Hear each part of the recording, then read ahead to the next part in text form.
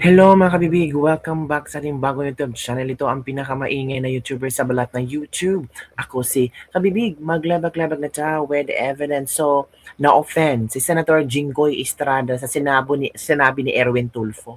Yung nag-walk out si Erwin Tulfo ba, tapos sabi niya, common sense. Kasi ang gusto nila yung mga aarestuhin, mga ganun-ganun ang mga sinasabi ni Erwin Tulfo. Na-offend si Jinggoy Estrada. Sabi ni Jinggoy Estrada, siguro na ba siya? Meron ba siyang contact sa taas o sa korte? I think that comment was uncalled for. Hala.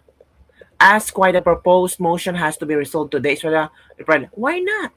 Hala ka. So na-offense si Senator Jinggoy Estrada sa statement ni Erwin Tulfo. Ito kabibig ha, panoorin natin yung kung ano ang emosyon ni Senator Jinggoy Estrada na dinamay pa ang status ni Senator Jinggoy Estrada, ni Joel Villanueva, yung mga iba na di umano'y bibigyan or magkaroon ng warrant of arrest sa kasong plunder di umano. Kaya sabi ni Jinggoy, bakit alam niya? Sabi ni Jinggoy, siguro na ba siya? Meron ba siyang contact sa taas o sa korte? Ooh! That sounds intriguing. Meron ba siyang contact sa taas or korte? Ito kabibig ha. Pakinggan natin kabibig ha. Ito. Dahil dito sa flood control. Sigurado na ba siya? Sigurado ba siya? Meron ba siyang contact sa taas o sa korte? I think that that comment was uncalled for. Tama.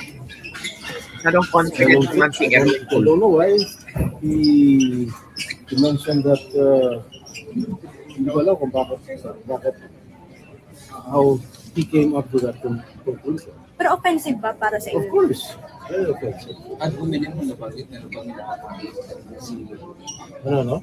at uminim mo nabanggit ng Senator Tulfo na may nangyari atake ng karakter, meron bang ganun? Wala naman. Wala naman. Then how do you feel about Senator Erwin's remarks kanina na katama po sa As I mentioned earlier, that statement of his was uncalled for. I don't know if he has contact with the courts at sigurado na kaming makukulong. I don't know. any actions ethics? Sir, are you favor with Marcoletta's motion? Yes, of course. Why, sir? Sir, why is there a need to hurry po with the motion, sir? So, bakit kailangan talakayin na today yung motion? Bakit kailangan ng talakayin today yung motion? Hindi yan pag-aksaya. Ito pa nangyari. Kinig tayo ha. Senator Cayetano. I'm listening to the two senators, and as I mentioned kanina na wag na tayong gumamit ng brasuhan, etc. And I see the point of Senator Risa, but I'm also listening to Senator Marcoleta. It's kumbaga sa libro, iba yung love language, but I don't think they're meant to be any offense. Having said that, we're only discussing whether we will take up the amendment or not. And we have exhausted already all the arguments. This is a simple motion, so I move that we divide the House. May I reiterate my motion. Then we can go into the merits and they can try to convince us whether or not we agree. So the motion is to take up the amendment to our rules as proposed by Senator Marcoleta. The objection is that it is not in order because we did not follow our own rules. Madam Chair, Madam President, Before that, Madam President, yes, we recognize Senator Erwin Tulfo. Madam President, my question is, why is the majority in such a hurry to tackle this motion?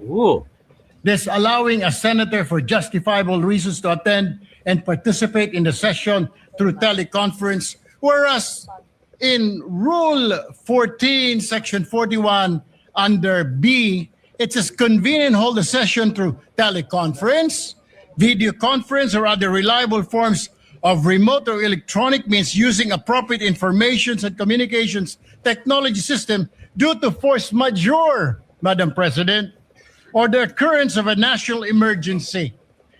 I guess, Madam President, this justifiable reason, what is that? Does that fall under force majeure or does it fall under national emergency, Madam President? My question Madam is, Chair. why are we in so hurry? Why are they, the majority, in a hurry to tackle this motion and divide the House, Madam President? We need answers in the minority. Madam Chair. Or is it because, Madam Chair, Tonight they're na. in a hurry because of news reports that probably two of our colleagues might land in jail this weekend? Is Oh, that the grabe reason naman. why? Is that the reason why they have to have Point this of order na inserted, yan. the Section 41C, para makaboto po kung sino man yung makukulong dahil sa announcement ng ombudsman na may lalabas na po ang warrant ng ilan sa mga kasama natin, Madam President. That is my question, Madam Madam President. Chair, the We recognize gentleman Senator- is out Senate of President. order Out of order talaga. because his question sa nagmamadali, bakit, can be discussed in the actual motion.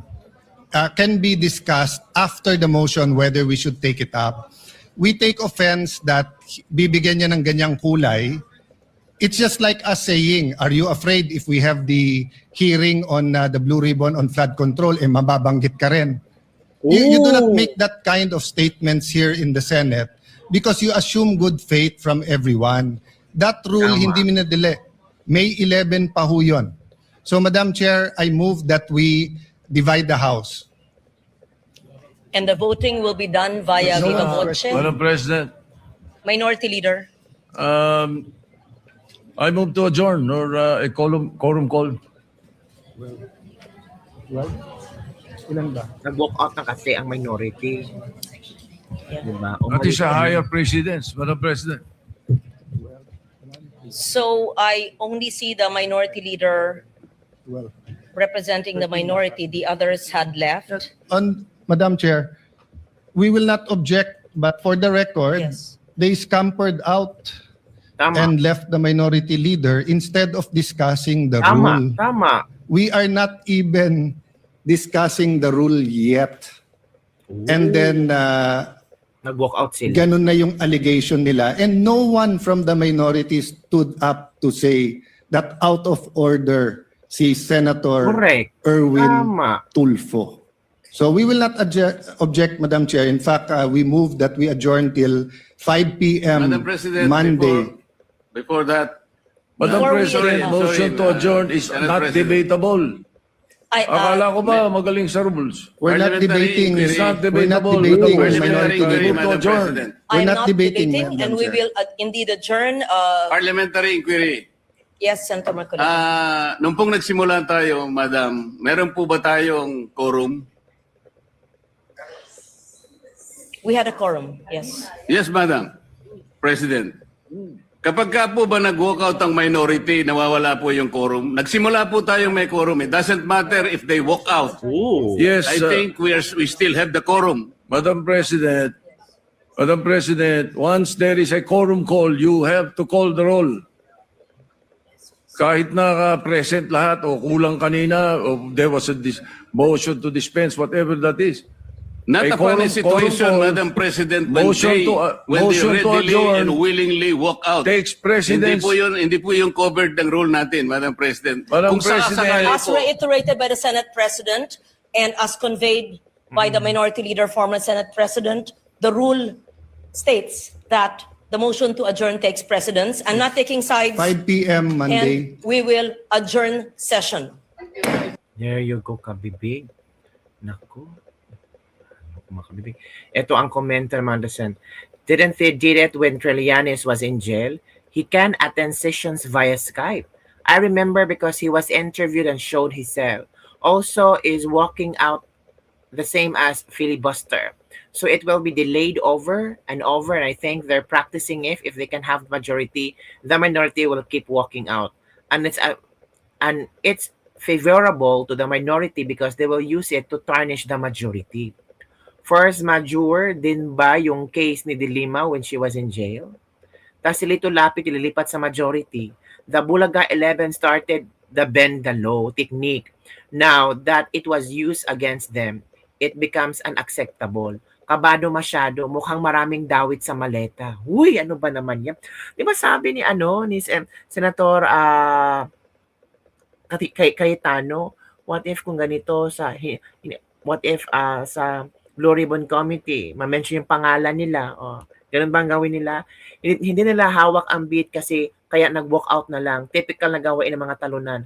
Parang ganyan nangyari kay Erap, nag-walk out din. Uy.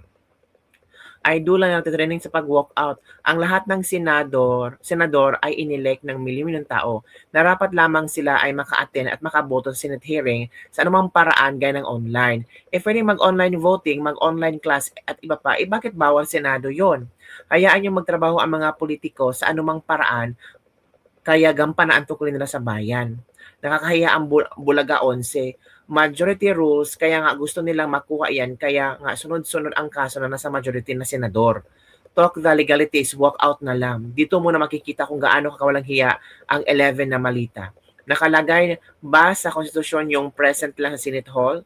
Di ba nakalagay all as discussed by Rigo Oliva? Allah. Delayed it will still be taken up next time. May Zoom naman. Yan na ang patakaran ng ibang company. Naku po. Kaya kabibigyan ang mga latest chika-chika ngayon. Pero ito pala yung nangyari kanina pag walk-out nila. Grabe yung walk-out ni Erwin Tulfo, ha? Talagang, sabi ni Jinggoy, hindi ko na siya papatulan. Bakit alam niya? May ano ba siya? May insider ba siya doon sa taas o sa korte? Hala, ito. After the motion, whether we should take it Yung out. walk-out. Sabi pa ni Zubiri, Bibigyan niya ng come on, nagabi si Zubiri. Bakit po nag-walk out, sir? Pinipuno na tayo eh. Pinagpipilitan nila, naisip-isip siguro nila dahil lumabas sa media, na ilalabas na warrant of arrest para makaboto yung mga yun na makukulong. Guys, give way. Makaboto, Guys, give way. kung nakakulong man sila. Give way, please. Common sense, hindi naman tayo tanga, journalist tayo, di ba? Wow. Common sense. Give way, guys. Give Common way. sense. BS. Ako ano mga rules pa. Give way. Ano mga rules? Rules yun eh. Bakit ganun ka? Tulfo rules yun. Huwag i-bend the rules.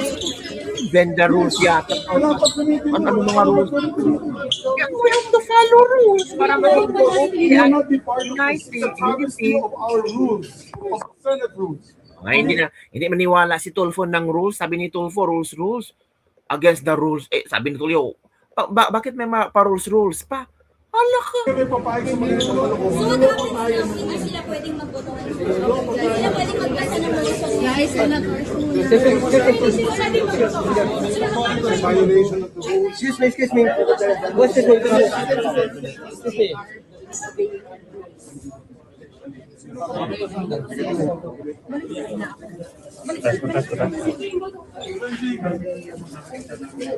We discussed after the motion whether we should take it out. Yun, kabibig.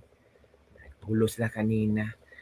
After doon, nag-post si Risa Hontiveros. Nag-post si Risa Hontiveros ng ng picture nila nag-walking, United Minority. Malit. Ito ang comment ng mga nag-walk out mga hungas. Takot sila mag-zoom si Zaldico. Hala, bakit naging Zaldico na yon? Ano nangyari? Ba't puro Zaldico na pinag-uusapan? Takot silang mag-zoom si Zaldico. Bakit? Oo nga, yung hindi maka-attend pwede mag-zoom. Naku po, mga kabibig. Anong nangyayari? Ang gulo-gulo. Naku, nasan ba yung unity? Unity nila. Nakita ko kanina yung yung tawag doon. Unity daw yung picture. Unity. Kiko Pangilinan. May picture sila daw. Nag-take sila ng photo. Tapos, unity. Ako. Ito pala kabibig. Tapos, meron lang statement kung bakit sila nag-walk out. Unity sila. Ilan ba sila dito? Unity. 1, 2, 3, 4, 5, 6, 7, 8. Nasaan yung isa? Solid block. Akala natin Unity, di ba 11 sila? Nasaan si Lito Lapid? Naku po, ano nangyari kay Lito Lapid? Hala ka, Unity block, solid block, pero nasaan si Lito Lapid? Di ba? Bakit ba? Akala natin galit sila, bakit sila tumawa? Hala ka. Ito ang kanilang statement, mga kabibig. Basahin natin, ha. Joint statement on the Senate minority walkout. We condemn We strike only what happens to be an attempt to rush a major change in the Senate rules, especially when several members of the minority still wanted to speak and raise serious questions on the floor. Bakit kailangan madaliin? Bakit kailangan pigilan ang mga gusto magsalita? Bakit kailangan divide ang House kung maaari pang senador ang natatanong tungkol sa proseso? Minamadali ba ang rule of change na ito dahil gusto nilang makaboto si Senator Bato? At ngayon may ulat na may mga majority senators na maaaring aristuhin. We walk out because what happened on the floor looked less like orderly deliberation. The proposed rule change affects how senators may attend sessions, participate in proceedings, and exercise their mandate through remote means. And such a measure should be open to healthy public debate instead of being rushed by the tyranny of the majority. We all have always welcomed a healthy discussions on the floor, but this should mean allowing all members to be heard, not forcing the chamber to move at the speed preferred by the majority. At the time the motion was taken up, there was no duly constituted committee on rules, and there was not even an elected majority leader who could properly guide a rule amendments through regular process. How could there have been any action or discussion before the committee on rules when no committee on rules have been organized to date? With due respect, the answer that no Senate rule have been violated does not settle the matter, because the rules cannot be treated as a matter of convenience when the very process of amending them is under serious question. The timing which is the question that the public deserves to hear debated openly, kaya pinili naming tumayo at iwan ang majority sa plenaryo. Kaya kami nag-decision to question the quorum and call for adjournment. If the proposal is truly defensible, then let pass through the proper route. We owe it to the people who voted for us to do our mandate. This is why we want more time to discuss this further. Pero nag-walk out kayo. Hala ka. So yun, kabibig, ang kailang statement. So ano ang iyong reaction hinggil dito, kabibig? Solid black silang 11 pero 10 lang na pa-picture. Nasaan si Lito Lapid? Na majority black na ba? Hala ka, mga kabibig. Yun lang po, kabibig ang ating Baglabag for today. Don't forget to like, subscribe, and share this video. Bye everyone. See you next time.